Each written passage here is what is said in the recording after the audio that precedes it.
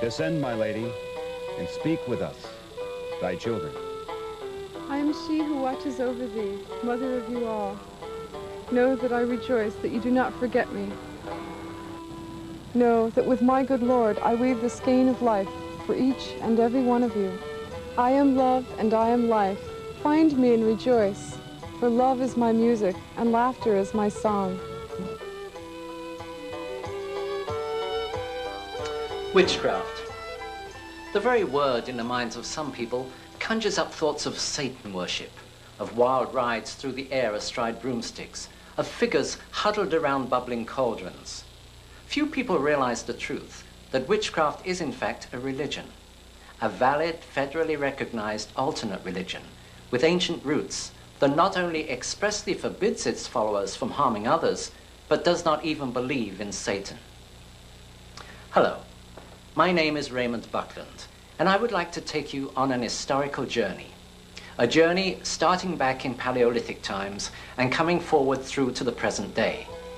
I'd like to show you the beginnings of religion and of magic. One form of religion was to develop into what today has become Wicca. With this development, you will see how so many misconceptions regarding witchcraft came about. We start our journey 25,000 years ago, at a time when humankind had a belief in animism.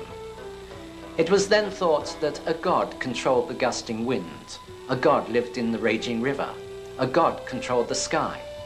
But most importantly, so far as day-to-day existence was concerned, that there was a god of hunting and a goddess of fertility.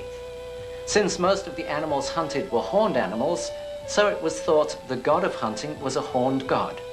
And since it was the woman who was visibly connected with birth, so it was logical that it be a goddess rather than a god of fertility. These two, the god of hunting and the goddess of fertility, were the two most important deities for early human existence. Along with these early steps of religion, we find the beginnings of magic. Magic of the sympathetic variety. In other words, the belief that like attracts like. Let's look first at hunting.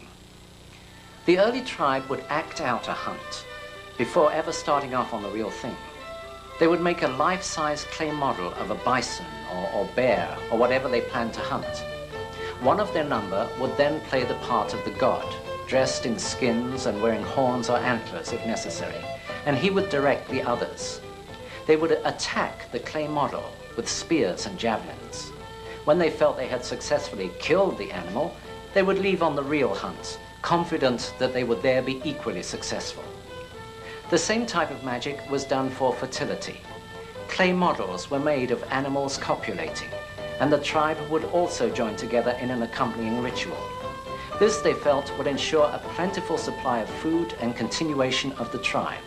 It's interesting that this same type of magic has continued right through virtually to the present day. American Indians, until relatively recent times, performed these self-same hunting rituals to bring themselves success. The Penobscots and the Mandans are excellent examples of this. With the later development of agriculture and the resultant storing of grown food for the winter, the hunting god became less important. But the goddess's role was still valid, if not more so, since she now ruled over the fertility of the fields as well as that of humans and animals. In early figures of the goddess, original emphasis was placed on the feminine attributes, almost to the exclusion of face, arms, and legs. There were heavy, pendulous breasts, a swollen stomach as though pregnant, and enlarged genitalia. But gradually, this changed. Realism slowly came into play. In similar fashion, representations of the god changed. With the decline of the importance of the hunt, he became more a god of nature generally. As such, he was shown with a face made up of leaves, of foliage. Such figures are consequently known by the general term foliate masks, though also often referred to as Jack of the Green or Robin of the Woods. With the development of different rituals for hunting, for fertility, for seasonal needs, there also developed a priesthood, a group of men and women made up of those who seemed especially effective when playing the part of the god or goddess. As man and woman developed and spread across Asia and Europe, these early ideas of the deities were carried along. In different geographical areas, different names would be given to them, but they all stemmed from these same two original concepts of deity. The priesthood, too, developed differently in different areas. It is in Western Europe specifically that we later find the origins of what was to become what we know today as witchcraft. In early England, the ritual leaders were known as the Wicca or Witter, an Anglo-Saxon term for the wise ones. In fact, by the time of the Anglo-Saxon kings in England, the king would never think of acting on any important matter without first consulting the Witan, the Council of Wise Ones.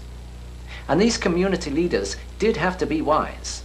They were not only the priests to the people, they were also the local doctors, the lawyers, magicians, and leaders in all things.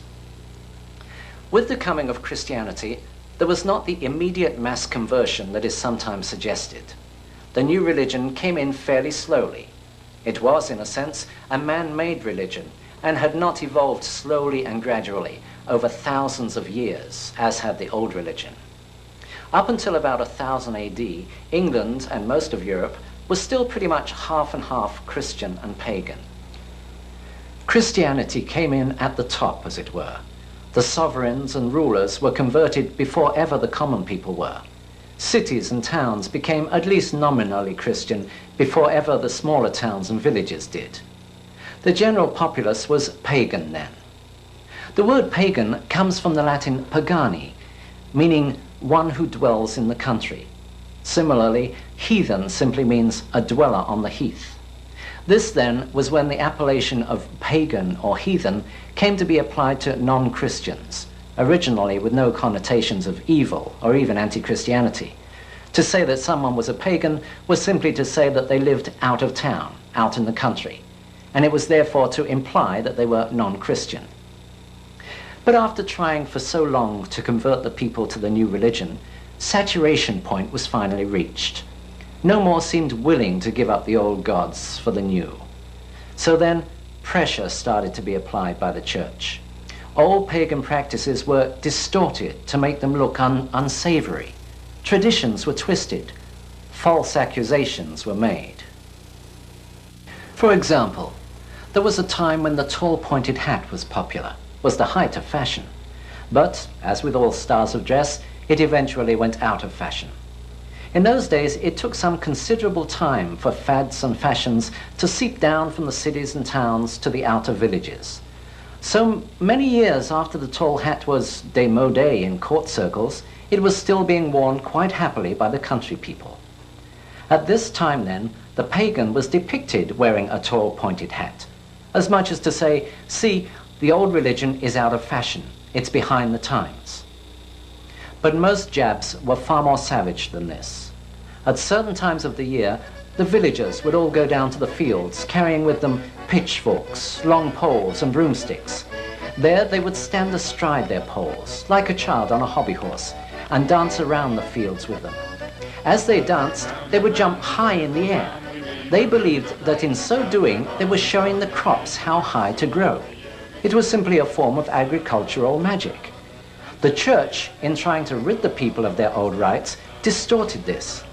They said, first of all, that the people were doing the ritual to blight the harvest, a ridiculous charge when you consider, because the people had to live off the crops themselves. They further said that they were not only riding their poles around the fields, but were also riding them through the air, which must obviously be the work of the devil. Therefore, you mustn't do it. The cauldron got into the picture about this time. It was purely a household cooking utensil, But a typical church charge against witches was that they used it for boiling up babies to obtain their fat. Along with these children were boiled all sorts of evil-sounding ingredients, such as snake's tongues, cat's eyes, rabbit's feet, wolf's claws, a negro's head, and flesh and blood. Of course, there were no babies boiled. One wonders where they would have all come from anyway, and why no one missed them. As for the awesome-sounding ingredients, they were simply herbs and plants. Today, all plants have a Latin name, known and used universally. But in the old days, they were only known by somewhat picturesque local ones, names often given according to the look of the plant. Tongue of a snake was adder's tongue, or the dog-tooth violet. Cat's eye was star scabious. Rabbit's foot was field clover. Wolf's claw, lysopodium. Negro head, vegetable ivory, and flesh and blood, tormentil.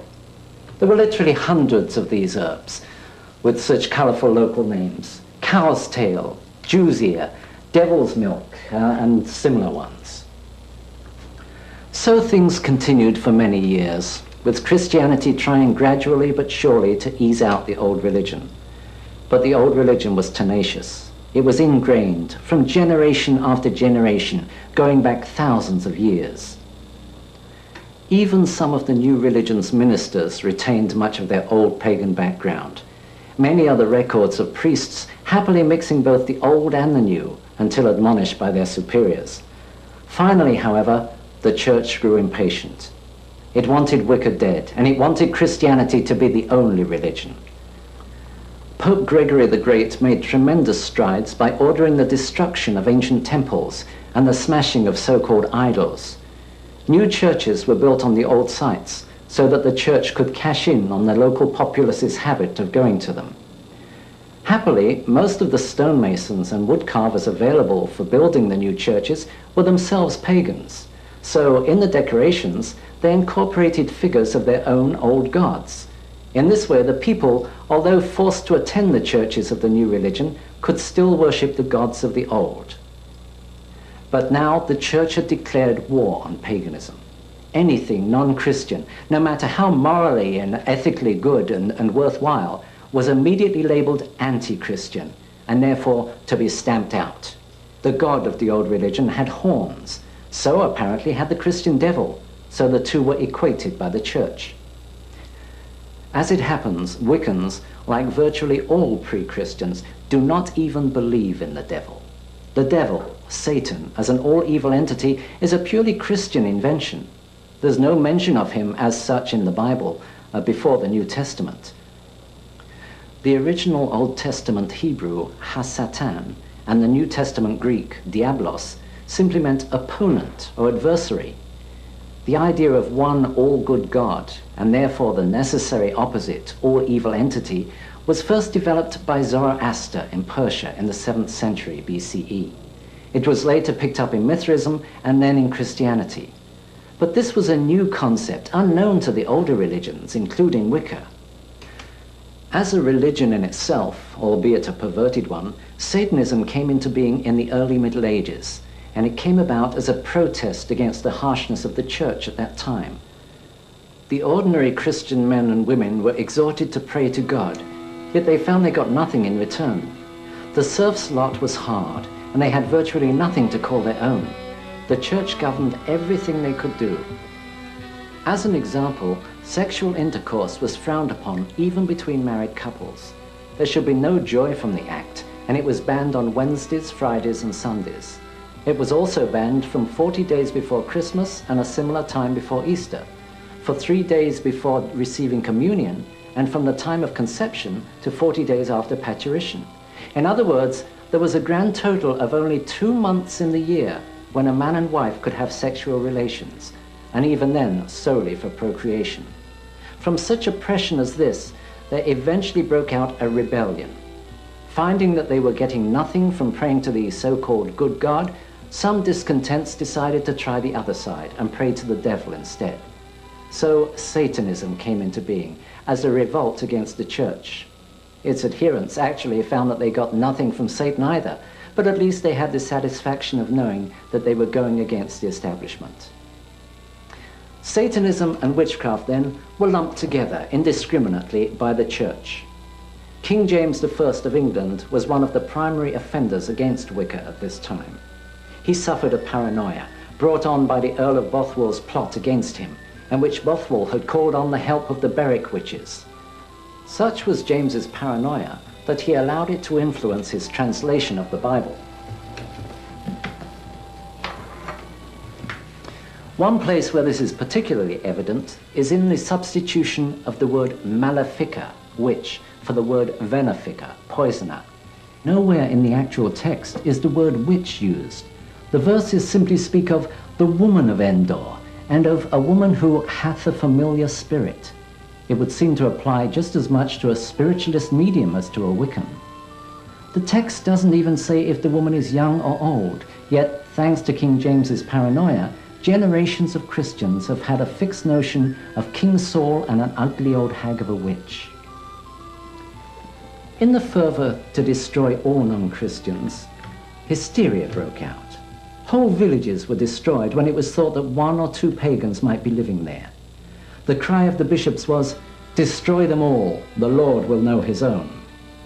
The so-called witchcraft outbreak in Salem, Massachusetts in 1692 is an excellent example of the type of hysteria that swept the whole of Europe.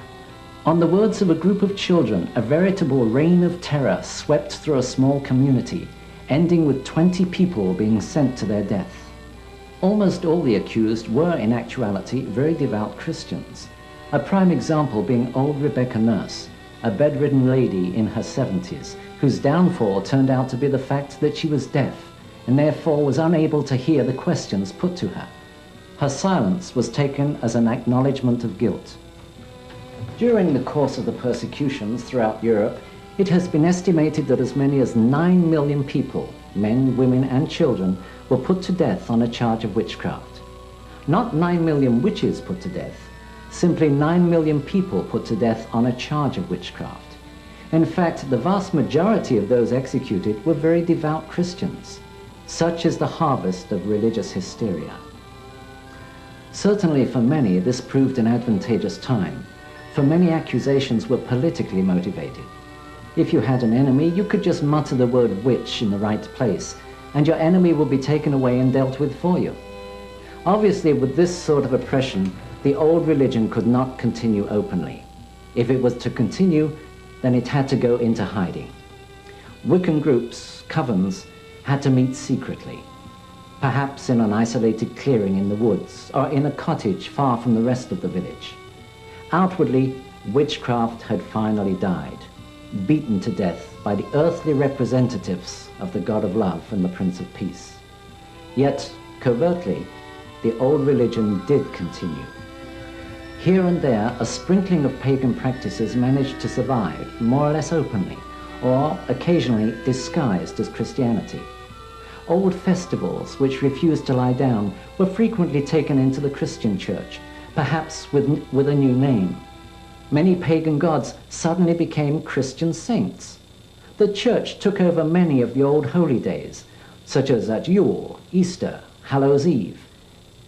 It wasn't until as recently as 1951 that in England the last laws against witchcraft were finally repealed.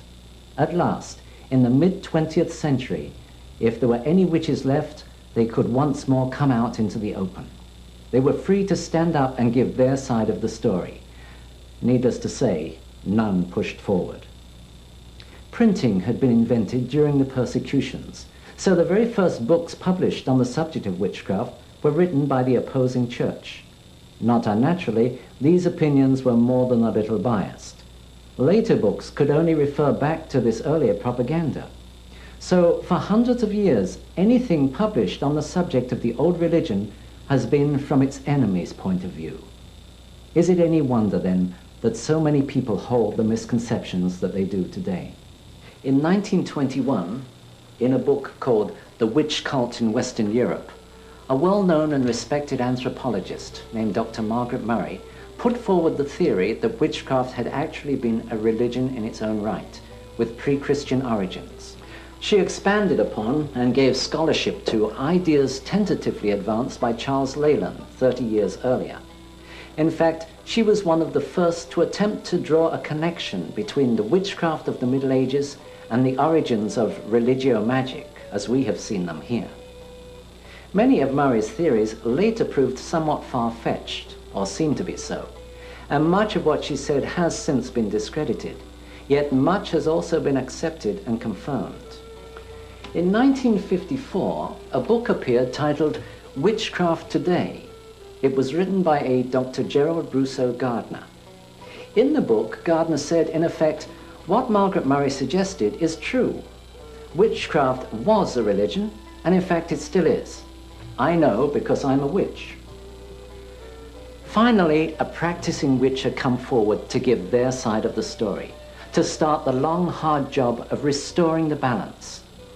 Gardner, after a lifetime of studying religio-magic around the world, finally retired and settled back in his native England.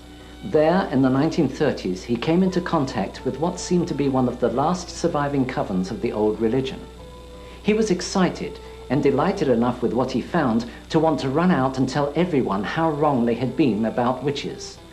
But he had to wait until the 1950s before he could do so. Gardner believed that the coven to which he belonged was one of the last remaining. He felt that the craft, witchcraft, really was on the edge of extinction. He was surprised and delighted when, on the publication of his book, he started to hear from many other covens across Europe, each of them in turn believing themselves to be the last alive. Gardner took over a museum of witchcraft and magic, started by Cecil Williamson on the Isle of Man in the middle of the Irish Sea. It was housed in an old mill, itself for centuries associated with the local Arbory witches. This became his headquarters, and from there he put out a second book, complementing the first, and titled The Meaning of Witchcraft. Until his death on February the 12th, 1964, Gardner was rightfully regarded as the grand old man of witchcraft, being solely responsible for igniting the flame of Wiccan revival. All present-day Wiccans owe Gardner a deep debt of gratitude, for without his pioneering work in straightening misconceptions, it's doubtful the old religion will be back where it is today. With the revelation that Wicca was not only an organized religion, but a benevolent one at that, championing love and joy, many people came to see its tenets as refreshing and eminently sensible, and very much preferable when compared to the doom and gloom of modern-day Western religions. The return of the old religion had begun. I was myself responsible for introducing Wicca, Gardner's branch of it, to the United States, having been initiated by his high priestess only the year before he died. This was a time when there was no modern witchcraft visible in this country. Initially, Gardnerian, the name given to his modified form of Celtic Wicca, was the only form of the religion available. It took many years for others to gain courage from Gardner and from his example and to stand up and be recognized. But soon it became apparent not only that the craft was alive and well, but also, as with Christianity, that there were many different forms of the old religion being practiced and therefore available to the seeker. In recent years, there has been some dispute as to whether today's Wicca is truly a direct descendant of the old religion of pre-Christianity, or whether it is a much newer, 20th century-born variety, merely claiming lineage. This is a dispute that will probably continue for generations. I think it's unimportant which it is. The main thing is that present-day witchcraft is now a full-blooded, thriving religion, filling the spiritual needs of tens of thousands of people around the world. We live in an age of reason, when people are encouraged to think and choose for themselves. This is also, supposedly, an age of religious tolerance. Hopefully, we can confirm that by seeing Wicca finally become accepted for what it is, just another religious path that leads to the same center. And what of the future of Wicca? It still has a very long way to go to be generally accepted for what it is. Let's not forget that we have centuries of propaganda to overcome. Yet overcome it we shall, of that I'm certain. It will continue to be a long uphill climb, with plenty of temporary setbacks. But so long as there are Wiccans willing to work at educating Cowans, non-witches, and willing to keep straightening out the misconceptions, then one day, I'm sure, we'll finally win back our religious freedom.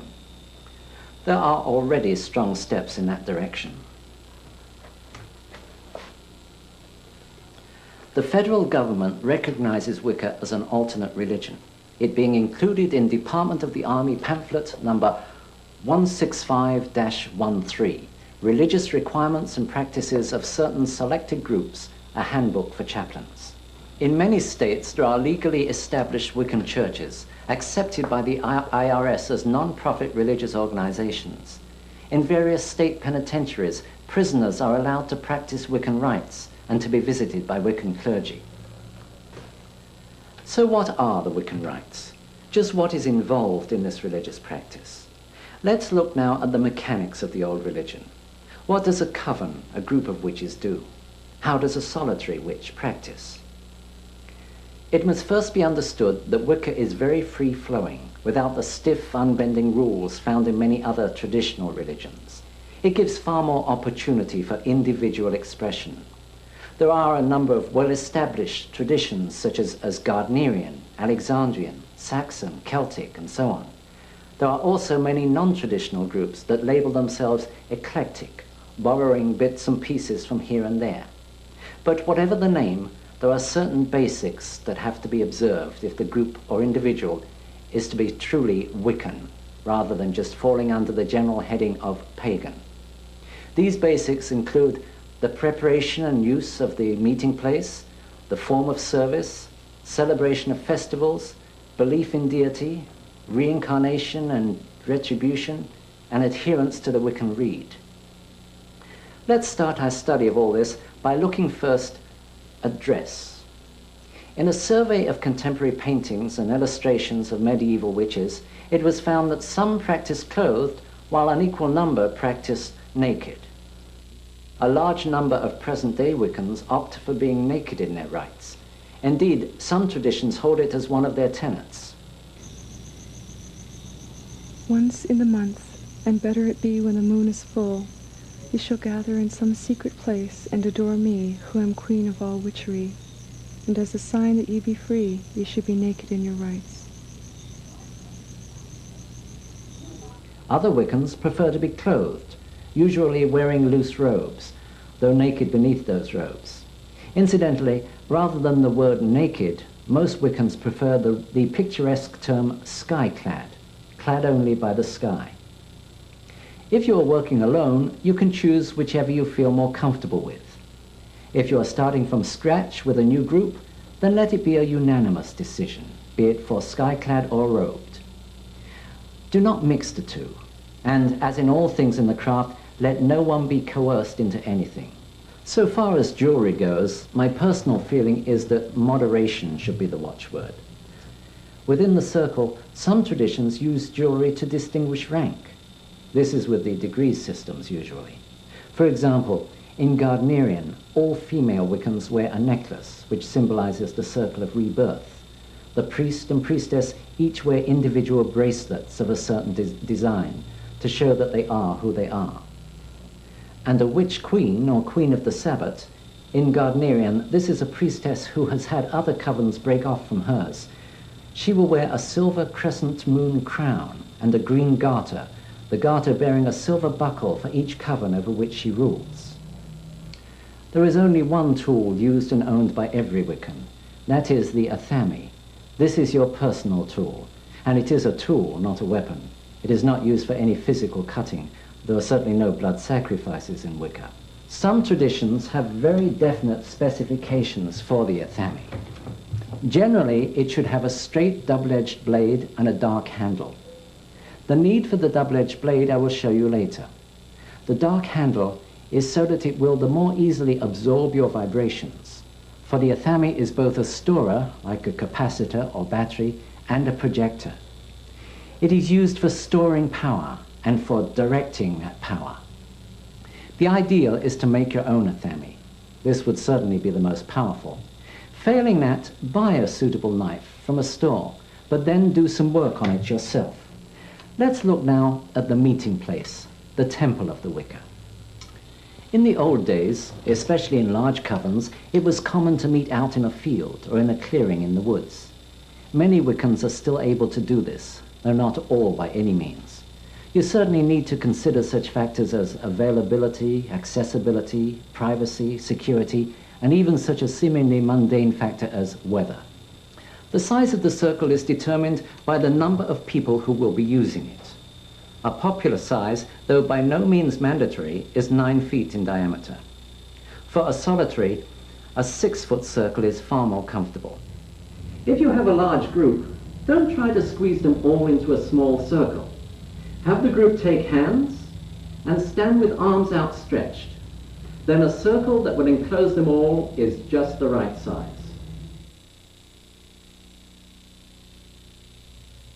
In the center of the circle is the altar. No special dimensions, can be square or rectangular, though why not a better balanced round one?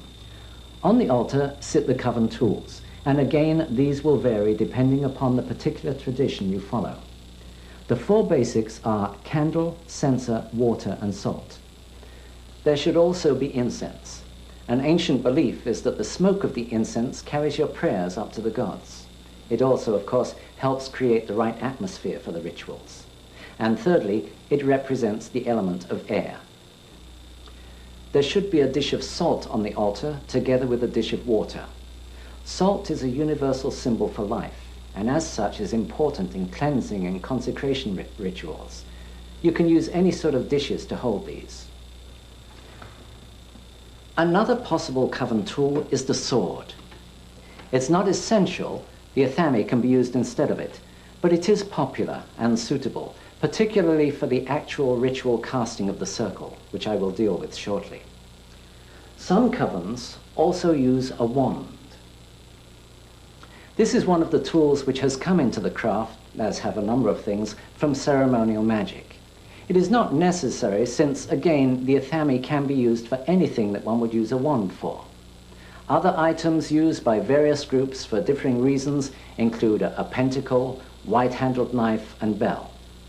As I said before, whatever you decide to use, have a good reason for using it.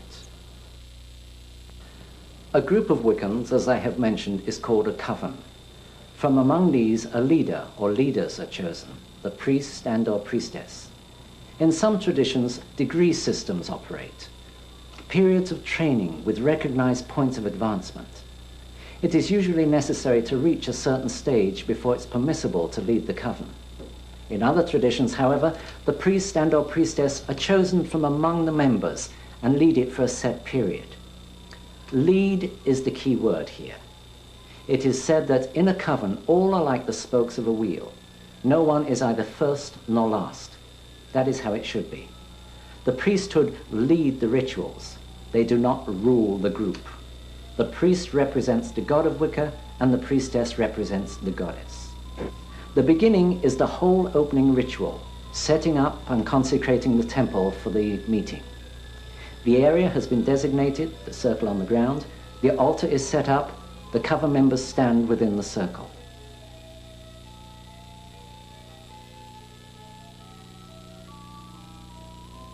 Now the priest or priestess takes the sword from the altar, or a athame if no sword is available, and goes to the east candle.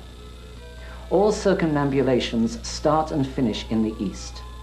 Generally, all movement is sunwise or deersil, seldom earthwise or widdershins, though again, this is not a hard and fast rule for all traditions.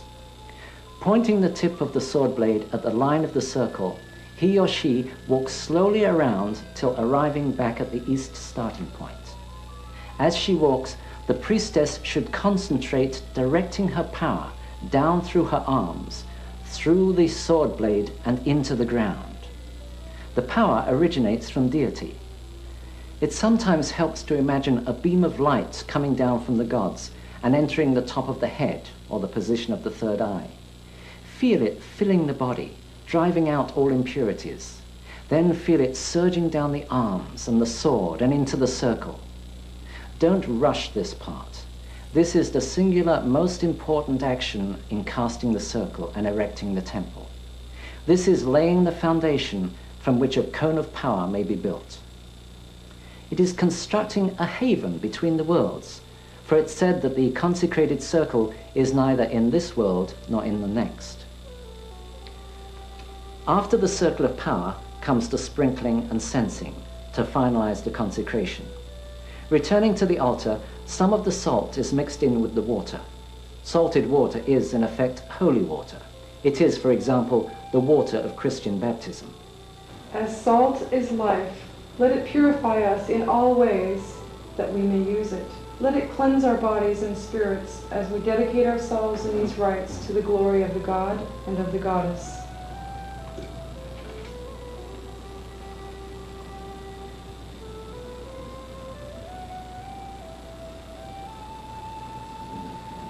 Let the sacred salt drive out any impurities in this water, that we may use it throughout these rites. So mote it be. So mote it be. Again, going to the east, the priest or priestess once again follows the line of the circle, asperging or sprinkling the salted water along that line. A third circumambulation is then done, passing the censer along the line to fumigate. Now that the circle has been consecrated, you must do likewise with the worshippers. I consecrate thee in the names of the God and of the Goddess, and welcome you to this their temple. This is on the order of a marking of the body with the salted water, pentagram or Celtic cross, for example. Light the 4 quarter candles.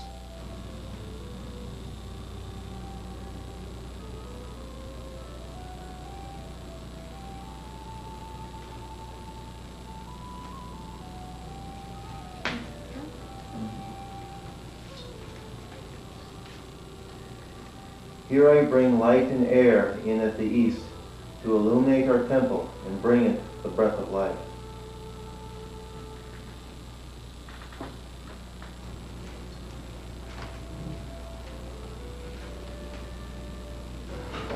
Here do I bring light and fire in at the south to illuminate our temple and bring it warmth.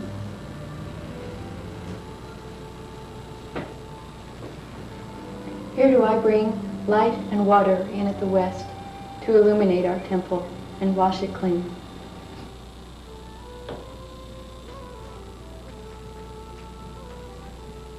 Here do I bring light and earth in at the north to illuminate our temple and bring it strength.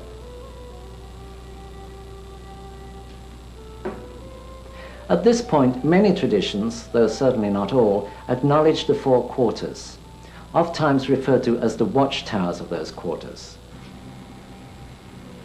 All hail to the element of air, watchtower of the east. May it stand in strength, ever watching over our circle.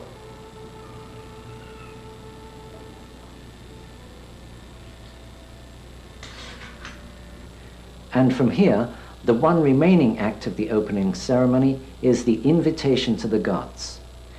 All hail the 4 quarters, and all hail the gods. We bid the Lord and Lady welcome, as they witness our rites that we hold in their honor. So mote it be. So mote it be. All hail. All hail. Please note that in the craft, the gods are invited to attend and witness the rites. They are not commanded or ordered to appear.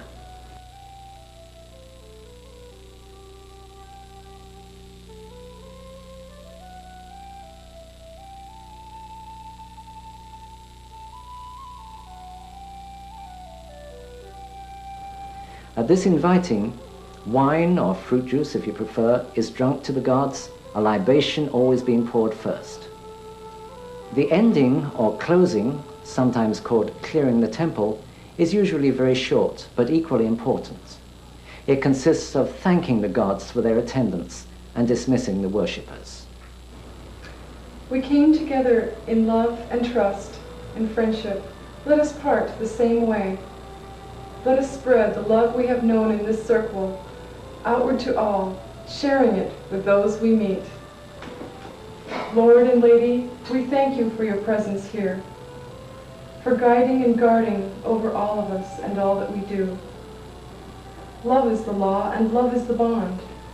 Married did we meet, married do we part, and married may we meet again.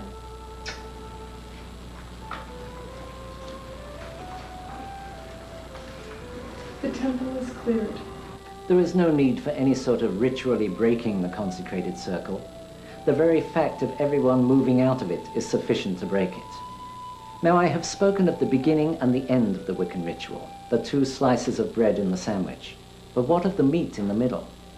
This middle section is indeed the meat. It is the whole purpose of the gathering. Every meeting or circle must have a purpose. Wiccans don't just meet for the sake of getting together. Their purpose is primarily worship, since Wicca is a religion and is usually tied into seasonal change. Let me go back a moment to the history of the religion. In the early days, it was possible to grow food during the summer, but in the winter it was necessary to hunt animals for food. So originally, the year was pretty much broken down into 2 halves. That division fell on Beltane, May Eve, and Samhain, November Eve, the light half of the year and the dark half, the summer and the winter. Later, these halves were split again, coinciding with the breeding seasons of animals. Divisions at Lughnasadh, August Eve, and Imbolc, February Eve. These 4 dividing points became times of celebration for the old religion, significant moments in the turning of the great wheel of the year. They are referred to as the greater Sabbats. There are also 4 lesser Sabbats, the spring and autumn equinox, and the summer and winter solstice. Here then are 8 definite purposes for circles, for religious gatherings, times to ask for plentiful crops, or to thank for bountiful harvests, different focuses for different times of the year. These celebrations may include singing and dancing, enactment of symbolic plays, along with prayers and litany. The meetings held between the Sabbats are called Esbats. There is always one at the full moon and usually one at the new moon. The old religion operates on both a solar and a lunar calendar. Whether Sabbat or Esbat, there is always a point in the ceremony for thanking the gods for what we have and asking them for what we need. Specific wording will vary from tradition to tradition. With any personal prayers, however, it's emphasized that your own words are of primary importance. Speak from your heart, no matter how inadequate you may feel these words to be. The religious rites, again, whether Sabbat or Esbat, always include a segment known variously as the cakes and wine or cakes and ale. It is an ages-old rite around the theme of thanking the gods for the necessities of life. Now is the time for us to give thanks to the gods for that which sustains us.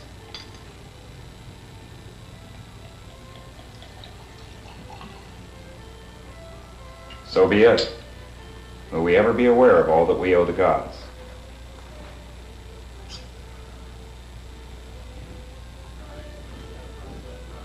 In like fashion, may male join with female for the happiness of both. Let the fruits of union promote life.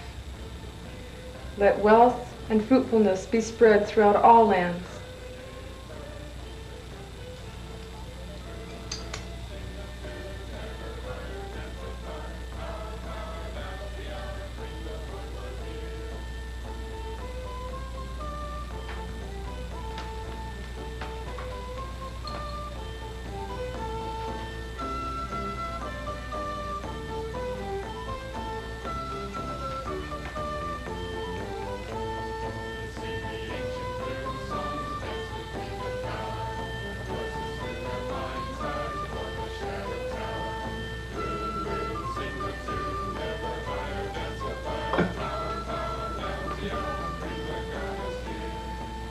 This food is the blessing of the gods to our bodies. May we use it well.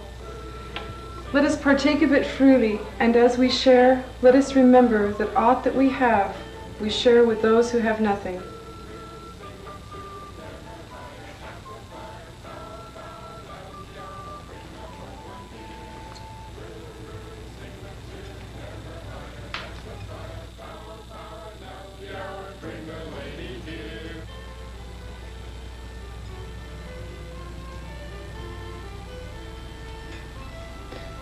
As we enjoy these gifts of the gods, let us ever remember that without the gods, we would have nothing. Eat, drink, be happy. So mote it be. So mote it be.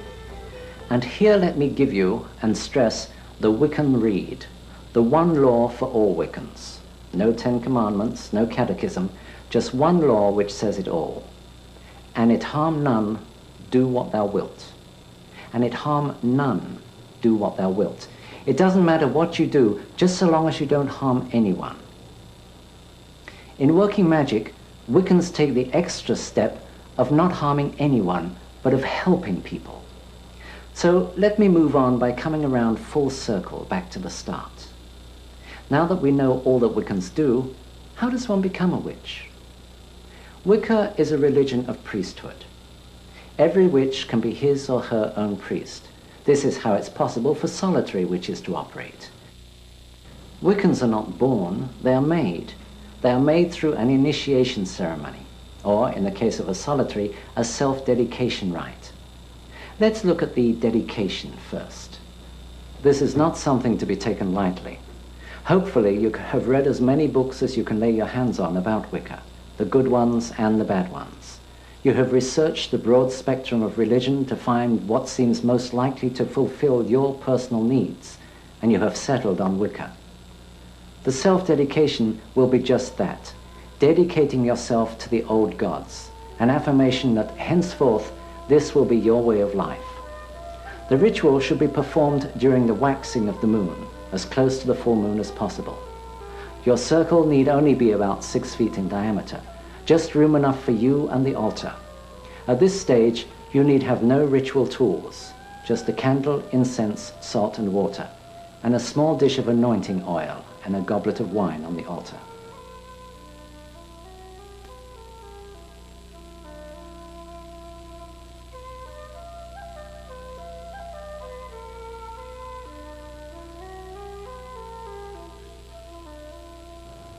You should be naked for this rite, wearing no jewelry or makeup.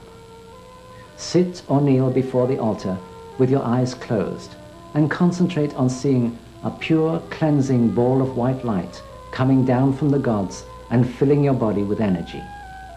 Feel it driving out any negativity and completely cleansing you. Feel this light filling your body, then expanding to fill the whole circle. Now stand and move to the east. Construct the circle as normal, except that without sword or athame, you will direct the power into the circle from your pointing finger.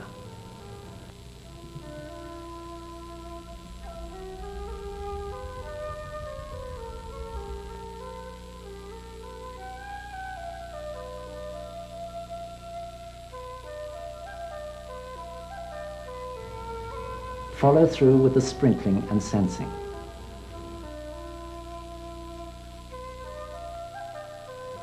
At that part of the circle construction where you yourself will be consecrated, dip your finger into the salted water and draw a Celtic cross within the circle on your forehead and a pentagram over your heart.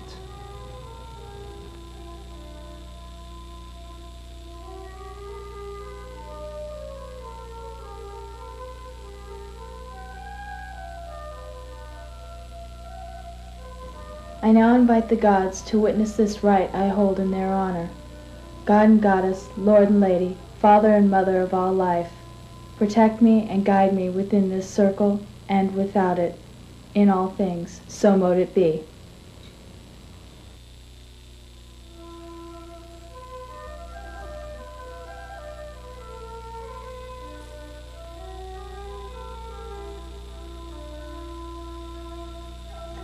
Now is the temple erected. I shall not leave it, but with good reason. So be it.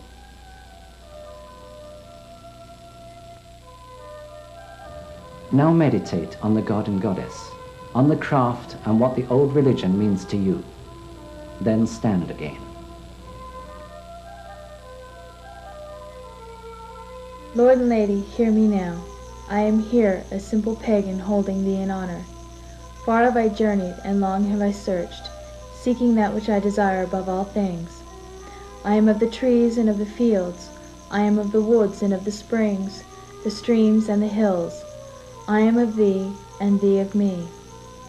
Grant me that which I desire. Permit me to worship the gods and all that the gods represent. Make me a lover of life in all things. Well do I know the creed, that if I do not have that spark of love within me, then never will I find it without me. Love is the law and love is the bond. So be it. My lord and lady, I stand before you, naked and unadorned, to dedicate myself to thine honor. Ever will I protect you, and that which is yours. Let none speak ill of you, for ever will I defend you. You are my life, and I am yours from this day forward.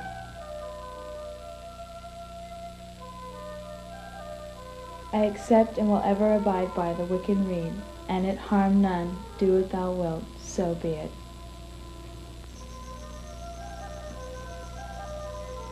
As the wine pours from the goblet, so let me never do aught to harm the gods, or those in kinship with their love.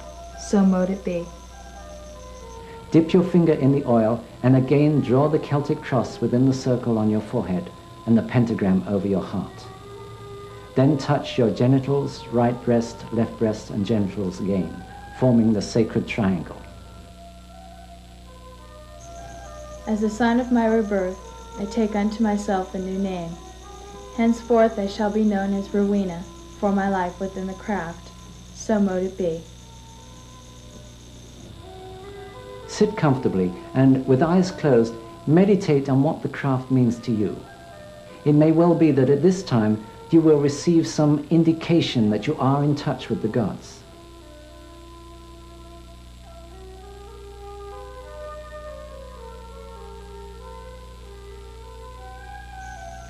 I thank the gods for their attendance. As I came here in love of them, I now go my way. Love is the law, and love is the bond. So be it. The temple is now closed. You are now a Wiccan, as much as any other person, whether initiated into a coven or not. Although we don't know the exact formats used by the witches of old, it's certain that centuries ago, many of them, living far from any village or coven, followed the same sort of procedure in dedicating themselves to the gods in whom they believed. Universally, whether we're talking about initiation into the ancient Greek mysteries, the modern Wicca, Australian Aboriginal puberty rites, African rites, Haitian voodoo initiation, Amerindian rites of passage, Egyptian mysteries, or whatever, they all follow the same pattern. There is first of all a separation of the initiate from the ordinary people. This is followed by a cleansing or catharsis, and then a symbolical death. From there, new knowledge is gained, leading to the rebirth. Wiccan initiation follows the same pattern.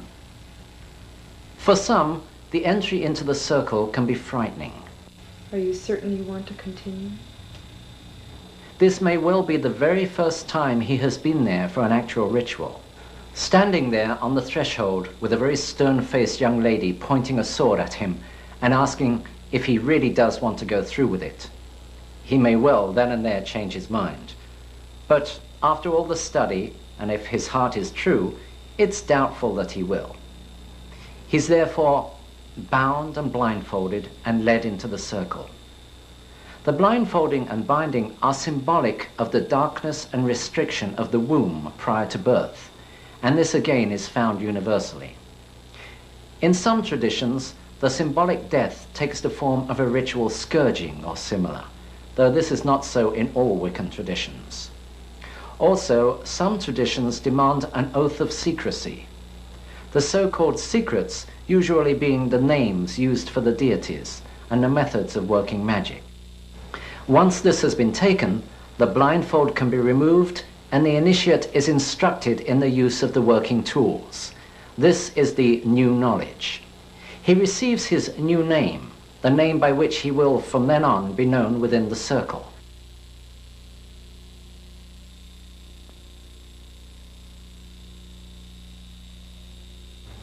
If you are starting a coven from scratch, I would suggest that those delegated as priest and priestess each do the rite of self-dedication and then perform the initiation ritual for each of the other coven members. Once again, here we find the male to female, female to male insistence. Generally speaking, the priest will initiate the women and the priestess the men. There is little more to cover in the basics of Wicca. One thing I have not dwelt upon is the Book of Shadows. This is the book containing the Wiccan rituals. I have seen some really beautifully made books with elaborate calligraphy used for the rituals. A word of caution though, don't make the writing so elaborate that no one can read it in the circle. The tools you use, a thami, sword, wand if you want one, must be consecrated after you've made them and before you use them. This consecration need only be done once and does not apply to such things as candles, censer, goblets. It is just for the working tools. It is simply a basic sprinkling with the salted water and censing. In my book, Buckland's Complete Book of Witchcraft, I include rituals for all possible occasions, including the Sabbats, Esbats, new and full moons, marriage, hand fasting, birth and death. If you decide to write some rituals of your own, and I do encourage you to do so, then write them to include words and actions for as many coven members as possible. A coven is a close family-type group. Wicca is a religion of participation, so let everyone participate. Do cast the circle, do consecrate it, do invite the gods to join you. I have spoken of the belief in a god and a goddess. I might add that most Wiccans include representations of these deities in their altar arrangements, and also have them as religious figures in their homes. Some symbolize the deities with perhaps a seashell for the lady and an antler for the lord. But however you view them, all Wiccans feel very strongly towards their god and goddess, and enjoy a closeness with them known only by the very devout of other religions. Along with this belief in the duality of deity is a belief in reincarnation. This is an ancient belief, not exclusive to Wicca, of course. In fact, it was a tenet of Christianity up until the Second Council of Constantinople in 553 AD. I have spoken about the one Wiccan law, and it harm none, do what thou wilt. There is a corollary to this, and it is a belief in retribution in this life. Rather than waiting till we die to get our rewards and punishments, being able to put them off, we get them right here in this life, according to how we live it. And it's a threefold retribution. Do good, and you get back 3 times the good. But do harm, and that too will return threefold. So within the Wiccan belief, there is no inducement to do harm. I hope I have been able to give you a clearer picture of Wicca through this treatment. Due to time limitations, I have only been able to touch briefly on the basics. There is, of course, far more to the old religion. I encourage you to read and to investigate. Wiccans do not proselytize, but we do want to straighten the long-held misconceptions. I hope I have managed to do a little of that here. I am Raymond Buckland. Blessed be. Round and round the circle, round we weave a ribbon of light and sound. The barleycorn is laid to rest, so all the year we shall be blessed. Circle round, unto the earth we're bound, the harvest time is nigh. Round and round the circle, round we weave a ribbon of light and sound. The barleycorn is laid to rest, so all the year we shall be blessed. Circle round, unto the earth we're bound, the harvest time is nigh. Round the circle, round we weave a rune of light and sound. The barleycorn is laid to rest, so all the year we shall be blessed. Circle round, unto the earth we're bound, the harvest time is nigh. Round and round the circle, round we weave a rune of light and sound. The barleycorn is laid to rest, so all the year we shall be blessed. Circle round, unto the earth we're bound, the harvest time is nigh. Round and round the circle, round we weave a rune of light and sound. The barleycorn is laid to rest, so all the year we shall be blessed.